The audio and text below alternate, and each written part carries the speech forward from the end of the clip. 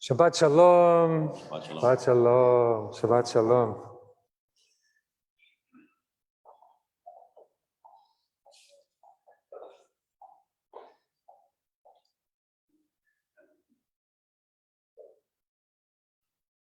Many years ago, before becoming a rabbi, I was studying in Jerusalem at an institute for Jewish studies called Pardes. There were 120 students. 30 of them went to become rabbis. Too many. And as in many Israel programs, there were tiyulim. What's a tiyulim? It's a trip you take in Israel, a day trip, or sometimes a Shabbat trip, or an overnight trip to see the land. And so one of our trips was in the Negev desert. And I remember we spent the night in a big Bedouin tent, all 80 of us. And then I thought, well, we're going to go be walking in the desert. But what is that going to be like? 80 people walking together in the desert. What kind of experience?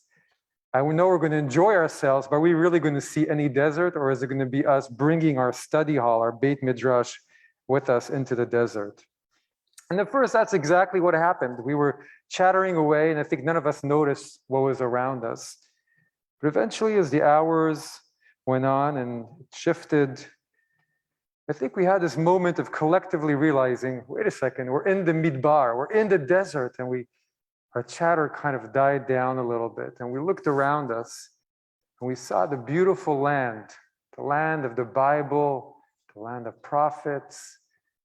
And yes, a barren land and a bare land. There was very little life, but also a wonderfully beautiful life. And if you looked, you could see the signs of life, little trees and bushes. You could imagine the underground streams. I think we all felt like we were aliens in this land, but also somehow we belonged there. That somehow we'd been there before, that there was a moment of truth there for us.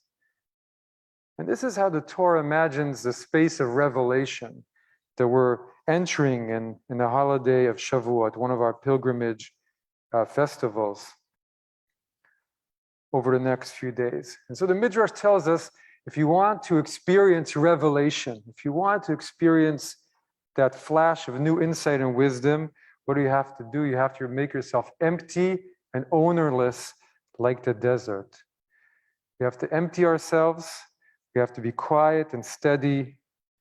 We have to be ready for new life, something new to enter within our own being, and then to take it out into the expanses of the wilderness. And so our Jewish calendar, those of you who come every week, might notice that every year the parshiot, the parshas that we read, are a little bit aligned differently every year. You read a parsha slightly different time of year, but there are some parshiot that are always exactly the same. And our parsha this morning, Bamidbar, in the wilderness, is always before Shavuot, always aligned in that way. And why did the rabbis create this alignment?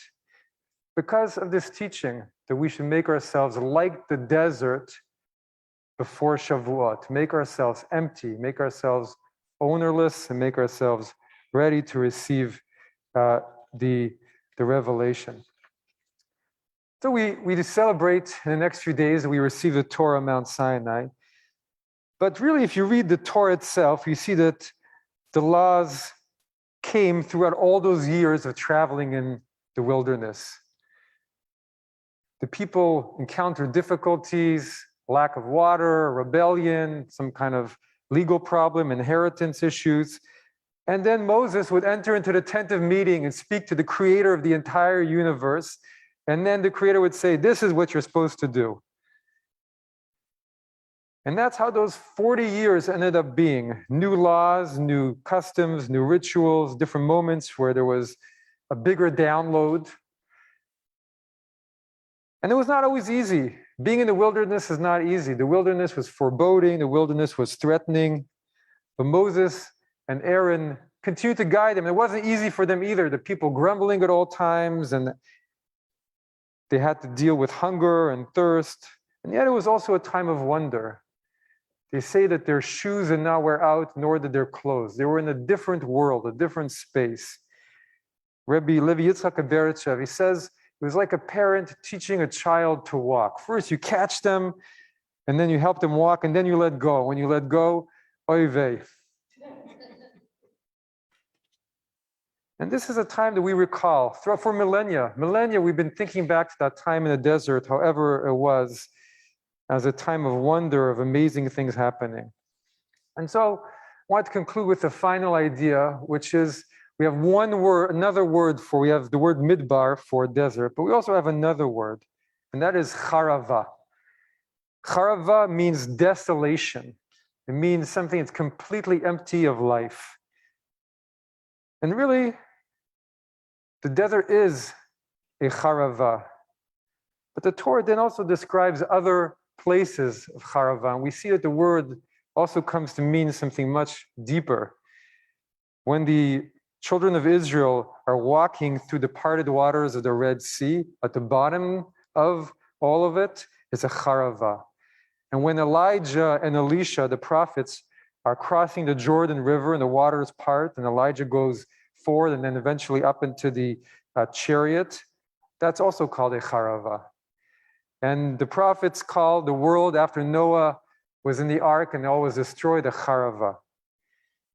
And finally, what's another name for Sinai, Mount Sinai? Chorev.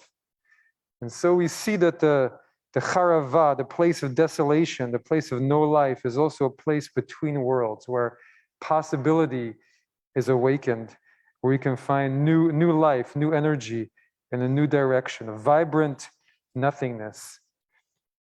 And so we have one time a year where we're called to go on a tiyul, on the trip to that place. We're called to go to that Kharava, a place where we can put aside the noise of the regular life and daily life that follows us, where there's a part of us that comes from the heavens, and that part of us is awoken during this period.